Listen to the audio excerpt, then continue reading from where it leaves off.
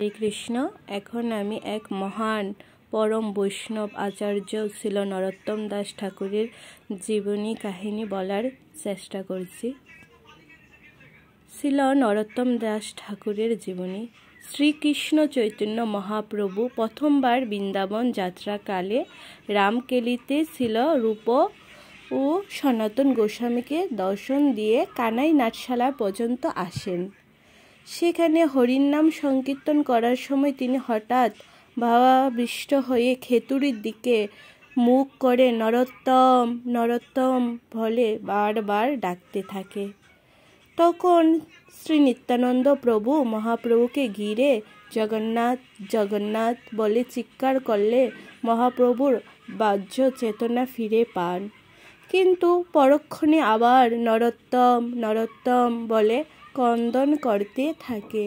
তখন শ্রীমন নিত্যানন্দ প্রভু, হরিদাস ঠাকুর আদি ভক্তগণ বুঝতে পারেন যে নরোত্তম নামে মহাপ্রভুর কোনো প্রেমের পাত্র এই দেশে প্রকট হবেন।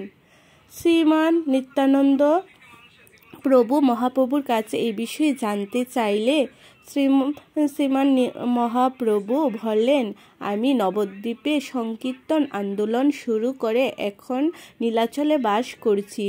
এই ঘরের হাটও আমি আমার প্রেম ও সংকীর্তন আন্দোলন রাখতে চাই।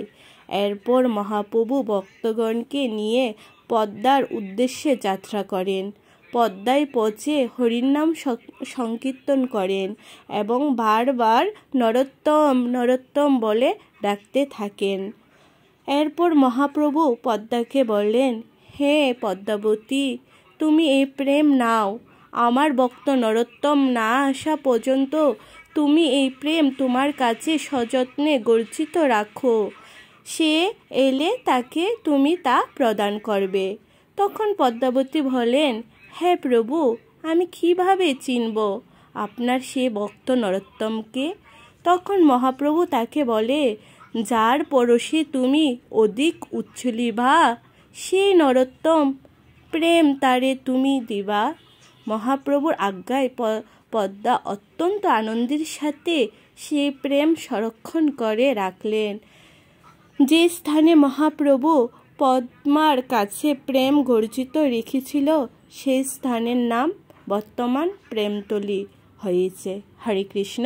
কয়েকদিন আগে আমরা নরোত্তম দাস ঠাকুরের ধামে গিয়েছি, খেতুড়ি ধাম, রাজশাহী জেলা খেতুড়ি ধাম।